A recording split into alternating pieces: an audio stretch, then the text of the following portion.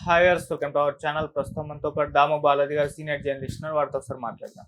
Sir నమస్కారం sir. Sir Hydraa మళ్ళీ comeback ఇవ్వబోతుంది sir. మనకు తెలుసు హైడ్రా పైన కొంత విమర్శలు రావడంతో కంప్లీట్ గా సైలెంట్ అయిపోయింది. కొంత కూల్చివేతలు కూడా ఆపడం చూసాం.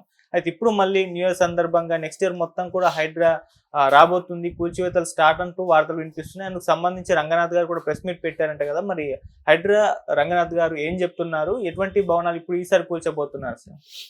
హైడ్రా మళ్ళీ హైడ్రా బుల్డోజర్లు మళ్ళీ కూల్చబోతున్నాయి అనేది అనౌన్స్ చేశాడు నిన్న రంగనాథ్. కొత్త సంవత్సరంలో మేము మళ్ళీ రంగంలోకి వస్తాం. కొంత గ్యాప్ వచ్చింది, మళ్ళీ మేము వస్తున్నాం. యాక్చువల్గా స్పెషల్ పోలీస్ స్టేషన్ కూడా వస్తుంది మాకు అని ఆయన కొన్ని విషయాలు నిన్న మీడియాతో పంచుకున్నాడు. ఇప్పటి వరకు దాదాపు 200 ఎకరాలని స్వాధీనం చేసుకున్నాం అని చెప్తున్నాడు. అంటే అక్రమ కట్టడాలు కావచ్చు, FTL అంటే full tank level and buffer అంటే ఏమో చెరువు నీళ్లు ఫుల్గా నిండినప్పుడు వచ్చే ఎంతవరకు చెరువులో నీళ్లు ఉంటాయి దాన్ని ఫుల్ ట్యాంక్ FTL అంటారు. బఫర్ ఏమంటే కొంత గ్యాప్ ఇచ్చి, అంటే ఏదన్నా భయంకరంగా చెరువు వాటర్ పడి ఇదైనప్పుడు కొంత బఫర్ జోన్ కూడా పెట్టుకుంటారు. ఆ బఫర్ జోన్లో కూడా కట్టకూడదు, బఫర్ జోన్కి దాటి ఉండాలి. కాబట్టి అలాగా 200 ఎకరాలు మేము ఇప్పటి వరకు క్లీన్ చేసాము. మొత్తం 8 పార్కుల్ని ఆక్యుపై చేసుకున్నాము. అట్లాగే 12 చెరువులు, 4 ప్రభుత్వ స్థలాలు ఈ మొత్తం చేసుకున్నాము అనేది ఆయన నిన్న ప్రకటించాడు. ఆయన ఏం చెప్తున్నా అంటే మేము మళ్ళీ రంగంలోకి దిగుతున్నాం. సో మేము ఆల్రెడీ కలెక్ట్ చేస్తున్నాం. చాలా హై రెజల్యూషన్ ఇమేజెస్ని, శాటిలైట్ ఇమేజెస్ని మేము కలెక్ట్ చేసాం. దాన్ని బట్టి ఎక్కడెక్కడ ఆక్యుపై చేసుకున్నారు దాదాపు 1000 చెరువులకు పైన చిన్న పెద్దవి ఐడెంటిఫై చేశాము. అట్లాగే మాకు ఇప్పటి వరకు 5,800 ఫిర్యాదులు వచ్చాయి ప్రజల నుంచి. వీటిలో కొన్ని ఎక్కడికక్కడ అసోసియేషన్స్ పంపించిన ఫిర్యాదులకు ఫస్ట్ ఇంపార్టెన్స్ ఇస్తున్నాము. అంటే ప్రజలు కూడా పెద్ద ఎత్తున రెస్పాన్స్ వచ్చింది. ఇక్కడ ఆక్యుపై చేసుకున్నారు, ఇక్కడ నాలా ఆక్యుపై చేసుకున్నారు, ఇక్కడ చెరువు ఆక్యుపై చేసుకున్నారు, ఇక్కడ పార్క్ ఆక్యుపై చేసుకున్నారని మాకు కంప్లైంట్లు వచ్చాయి. వాటన్నిటికీ మేము ఒక రోడ్ మ్యాప్ తయారు చేస్తున్నాము. దాన్ని బట్టి మేము ఏం చేస్తున్నాము అంటే 2 రకాలుగా ఆయన చెప్పాడు. ఒకటి జూలై 19 తర్వాత అనుమతులు లేకుండా నిర్మించిన రెసిడెన్షియల్ భవనాల్ని కూలగొడతాం. అవి ఏవైనా సరే జూలై 19 తర్వాత జూలై 19కు ముందు ఉన్నవి రెసిడెన్షియల్ వాటికి వెళ్ళం. 19 తర్వాత రెసిడెన్షియల్ భవనాలని కానీ ఇండ్లని కానీ కూలగొట్టేస్తాం, అనుమతులు లేకుండా ఉన్న వాటిని అనేది ఆయన నెంబర్ 1. నెంబర్ 2, రెసిడెన్షియల్ కాని భవనాలు ఉన్నాయి, కమర్షియల్ కాంప్లెక్స్లు ఇవన్నీ ఉంటాయి కదా, అవి డెడ్ లైన్ లేదు వాటికి. అంటే జూలై 19 అనేది లేదు, వాటికి కట్ ఆఫ్ డేట్ అనేది లేదు. కట్ ఆఫ్ ఎప్పటి నుంచి ఉన్నా కూడా వాటిని కూలగొట్టేస్తాం అనేది రెండవది ఆయన చెప్తున్నాడు. అయితే ఆయన చెప్పింది ఏంటంటే మొత్తం 27 మున్సిపల్ పరిధిలో మేము చేయబోతున్నాము. రింగ్ రోడ్డు వరకు మాకు ఉంది, 27 మున్సిపల్ పరిధిలో మాకు అధికారం ఉంది, మేము కూలగొట్టబోతున్నాం అని చెప్తున్నాడు. అయితే ఇంకొకటి కూడా ఆయన చెప్తుంది ఏంటంటే ఆటోమేటిక్ వెదర్ స్టేషన్స్ని కూడా నియమించబోతున్నాం. దానివల్ల ఏమవుతుందంటే ఎక్కడ వర్షపాతం ఎంత పడబోతుంది అనేది పడకముందే తెలుస్తుంది. దాన్ని బట్టి అక్కడ మెయింటెనెన్స్ ఎలా చేయాలి, నీటి నిర్వహణ ఎట్లా చేయాలి, ముంపు ఇబ్బందులు వస్తే ఏం చేయాలనేది విపత్తు నిర్వహణ దానికి మేము రెడీగా ఉంటాం. అట్లాగే డాప్లర్ వెదర్ రాడార్ని కూడా ఏర్పాటు చేయబోతున్నాం అనేది. అంటే ఇవన్నీ మేము ప్రిపేర్ అవుతున్నాం. మేము గ్యాప్ ఇచ్చినామంటే అర్థం మేము సైలెంట్ అయిపోయినట్టు కాదు. మాకు GHMC చట్టం అన్ని రకాల అధికారాలు ఇచ్చింది. స్పెషల్ పోలీస్ స్టేషన్ కూడా మాకే ఉండబోతుంది.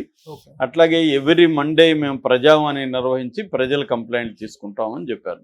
సో ఓవరాల్గా చూసినప్పుడు ఆయన ఇంకొక ఆరోపణ కూడా ఏం చేస్తాడంటే చెరువులు, పార్కులు, గవర్నమెంట్ ప్లేసెస్ని ఆక్యుపై చేయడం వెనక ఒక మాఫియా ఉందని కూడా ఆయన చెప్తున్నాడు. ఓవరాల్గా ఆయన చెప్పిన దాంట్లో చాలా మంచి విషయాలు ఏంటంటే 12 చెరువులు, 8 పార్కులు, 4 ప్రభుత్వ స్థలాలని విముక్తి చేయడం అనేది మంచిదే, అందులో ఏం లేదు. ఎందుకంటే ఈ మధ్యకాలంలో కొద్దిగా వర్షం పడితే కూడా మొత్తం వరదల్లాగా ఎప్పుడూ రాని ప్లేసుల్లో కూడా వచ్చేస్తాం. నేను కూడా ప్రత్యక్షంగా చూశాను 2-3 సార్లు ఈ మధ్యకాలంలో చూసి. పెద్ద వర్షం పడకపోయినా కూడా ఎక్కడికంటే అక్కడ నిలిచిపోతున్నాయి నీళ్లు. సో దానివల్ల లోతట్టు ప్రాంతాల వాళ్ళు కూడా బాగా ఇబ్బందులు పడుతున్నారు. సో ఈ క్రమంలో ఇవన్నీ క్లీన్ చేయడం అనేది హైడ్రా మంచిదే, ప్రజల్లో కూడా బిగినింగ్లో పేరు వచ్చింది. కానీ హైడ్రాకి నెగటివ్గా ఎక్కడొచ్చింది పేరు అంటే 2 సందర్భాలు. ఒకటి నాగార్జున కన్వెన్షన్ కూలగొట్టిన తర్వాత అటువంటి పెద్దవాళ్ళ జోలికి వెళ్తారేమో అనుకున్నారు. ఎవరెవరిది పెద్దవాళ్ళు ఉన్నాయని అందరూ ఉలిక్కిపడ్డారు. వాళ్ళందరూ ఇటు ఓవైసీ బ్యాచ్, ఇటు బీఆర్ఎస్ వాళ్ళు, మిగతా పార్టీ బీజేపీ అందరూ కూడా బయటకు వచ్చి మాట్లాడారు. ముందు వాళ్ళది కోల్చండి, వాళ్ళ కాలేజెస్ ఉన్నాయి, వాళ్ళ బిల్డింగ్స్ ఉన్నాయి, ఇలాగ మాట్లాడుకున్నారు. కానీ వాళ్ళ జోలికి వెళ్ళకుండా మిడిల్ క్లాస్ జోలికి, పూర్ పీపుల్ ఇండ్లకి వెళ్ళారు. That is the major problem. రెండవది మూసీ ప్రక్షాళనకు సంబంధించిన ప్రాజెక్టు, మూసీ పునరుజ్జీవ ప్రాజెక్టు. దాంట్లో కూడా విపరీతంగా మార్కులు చేసేసి వాళ్ళ పేద ప్రజల్ని ఇమ్మీడియట్గానే వాళ్ళని కన్విన్స్ చేసి వాళ్ళని ఆల్టర్నేటివ్ చూపించి చేయకుండా ఇమ్మీడియట్గానే చేయడం కూడా నెగిటివ్ వచ్చింది. ఇప్పుడు ఈయన ఏం చెప్తానంటే ఈ మూసీ దానికి మాకేం సంబంధం లేదు అనేది రంగనాథ్ ప్రకటించాడు. సో అది ఒకటి. రెండవది ఏంటంటే ఈయన చెప్పినట్టు ఇప్పుడు జూలై 19కి తర్వాత అనుమతులు లేకుండా కట్టు ఉంటే కూల్చేస్తాను అంటున్నారు. కానీ ఇప్పుడు అనుమతులు ఉన్నాయని ప్రజలు చెప్తున్నప్పుడు వీళ్ళు కూల్చేస్తే వాళ్ళు కోర్టులకు వెళ్ళరా? కోర్టులకు వెళ్తే మళ్ళీ పరిస్థితి ఏంటి? ఇక్కడ కూడా మళ్ళీ నెగిటివ్ వస్తుంది. వీళ్ళు రిచ్ పీపుల్ది ఫస్ట్ చేస్తే జనాల్లో మంచి పేరు వస్తుంది. కానీ వీళ్ళు పూర్ మిడిల్ క్లాస్ని టార్గెట్ చేస్తున్నారు, పెద్ద వాళ్ళవి చేయట్లేదు. ఇప్పుడు ఈయన చెప్పినట్టు అయితే కట్ ఆఫ్ డేట్ లేకుండా కమర్షియల్ కాంప్లెక్స్లు కావచ్చు, కాలేజీలు కావచ్చు, ఇంకోటి కావచ్చు, అంటే డబ్బులు సంపాదించి పెట్టే ఆస్తులన్నీ కూడా ఆక్యుపై చేసి కట్టుకున్నవి విపరీతంగా ఉన్నాయి ఎక్కడ చూసినా. వాటి జోలికి వీళ్ళు వెళ్తారా లేదా అనేది తేలట్లేదు. ఈయన చెప్పింది అయితే వెళ్తామంటున్నాడు. ఆచరణలో అలా, గతంలో కూడా ఈయన ఇట్లాగే మాట్లాడాడు రంగనాథ్. ఆచరణలో అలాగా లేదు. ఆచరణలో అలా లేనప్పుడు పేద మిడిల్ క్లాస్ ప్రజల ఆస్తుల ధ్వంసం కానీ వీళ్ళు చేస్తే తీవ్రమైన వ్యతిరేకత వస్తుంది. ముందు ఏంటంటే పెద్ద ఆక్యుపేషన్స్, ఒక అజెండా కానీ ఒక లిస్ట్ కానీ వీళ్ళు అనౌన్స్ చేయట్లేదు.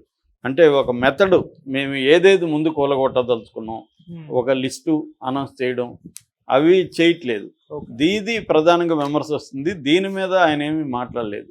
అంటే నీ ప్రయారిటీ లిస్ట్ ఏంటి, అంటే ఎటు వెళ్తున్నారు మీరు? ఒక ప్లాన్, ఒక ప్రయారిటీస్ లేకుండా వెళ్తున్నట్టు జనాలకు కనిపిస్తుంది. దాన్ని అడ్రస్ చేయాల్సి ఉంది. అంటే ఫస్ట్ మేము పెద్ద వాళ్ళని, కమర్షియల్ కాంప్లెక్స్ని, పెద్ద వాళ్ళని కూలగొడతామని కానీ చెప్తే, అదే కానీ చేస్తే జనాల్లో మంచి పేరు వస్తుంది. అది కాకుండా పేదల జోలికి వెళ్ళితే మాత్రం వాళ్ళకి ఆల్టర్నేటివ్ చూపించకుండా ఇబ్బంది అవుతుంది. ఇప్పుడు చిన్న వాళ్ళు కూడా ఈయన చెప్పిన ప్రకారం కట్ ఆఫ్ లేదంటే చిన్న వాళ్ళు కూడా ఏదో ఒక 2 రూములు షాపులకి ఇచ్చి పెట్టుకుంటారు. అది రెసిడెన్షియల్ కాదు. ఈయన చెప్పినట్టు ఇప్పుడు అవి పోయి కూలగొట్టేస్తారు అనుమతులు లేవని. ఆ మేరకు వాళ్ళు నష్టపోతారు. వాళ్ళు అన్నీ తీసుకునే కదా పెట్టారు అనుమతులు ఇచ్చిన వాళ్ళ మీద ఏం చర్యలు తీసుకుంటాం అనేది కూడా ఈయన చెప్పాలి. అదేం చెప్పలేదు. సో అనుమతులు తీసుకున్నారు, వీళ్ళు లంచాలు ఇచ్చి చాలా చోట్ల తెచ్చుకున్నారు. ఇవన్నీ ఇప్పుడు కూలగొట్టేస్తే అర్ధాంతరంగా చాలామంది ఏంటంటే వాళ్ళ మొత్తం జీవితంలో డబ్బులు సంపాదించి ఇంకా కూడా అప్పులు చేసి ఇంకా ఫర్దర్గా కూడా వాళ్ళ లైఫ్స్ దానికి తాకట్టు పెట్టుకొని లోన్స్ తీసుకొని కట్టుకొని ఉంటారు. అవన్నీ ఇప్పుడు కూలగొడితే వాళ్ళ మొత్తం లైఫ్సే దెబ్బతినేస్తాయి. అలాంటి వాటిని ఎట్లా అడ్రస్ చేస్తారనేది మనం చూడాలి. ఇప్పటికైతే బాగా నెగిటివిటీ ఉంది హైడ్రా మీద. రెండవది ఏంటంటే రియల్ ఎస్టేట్ రంగం కూడా కుదేలైంది అనేది కూడా నేషనల్ ఏజెన్సీస్ కూడా చెప్తున్నాయి. మిగతా నేషనల్ వైడ్ సిటీలతో పోలిస్తే హైదరాబాదు టెంపరీగా అయినా కూడా చాలా ఇబ్బందుల్లో ఉంది రియల్ ఎస్టేట్ రంగం. రిజిస్ట్రేషన్ తగ్గిపోయినాయని, ఇటువంటి వాటినంతా కూడా అడ్రస్ చేస్తారని మనం అనుకోవాలి. అడ్రస్ చేయకపోతే మాత్రం మళ్ళీ వీళ్ళు రంగంలోకి దిగి మళ్ళీ బుల్డోజర్ ఒక రౌండ్ కొడితే మాత్రం ఇబ్బంది అవుతుంది. ఎందుకంటే 2026లో జిహెచ్ఎంసీ ఎన్నికలు కూడా రాబోతున్నాయి. ఇవన్నీ రేవంత్ రెడ్డికి తెలుసు. మరి ఆయన ప్లాన్ ఏంటనేది చూడాలి మనం. ఎందుకంటే తనకు వ్యతిరేకత వస్తే ఇబ్బందే కదా. ముఖ్యంగా హైదరాబాద్ చుట్టుపక్కల కాంగ్రెస్కి బలం లేదు. అది బలం పెంచుకోవడానికి హైడ్రాను కూడా రంగంలో దించాడనేది కూడా ఒక ఇది ఉంది, విశ్లేషణ ఉంది. మరి అది వదిలేసి మళ్ళీ ఇంకా ఎక్కువ నెగిటివిటీని రేవంత్ రెడ్డి ప్రభుత్వం చేస్తుందా నిజంగానే ఈ హైడ్రా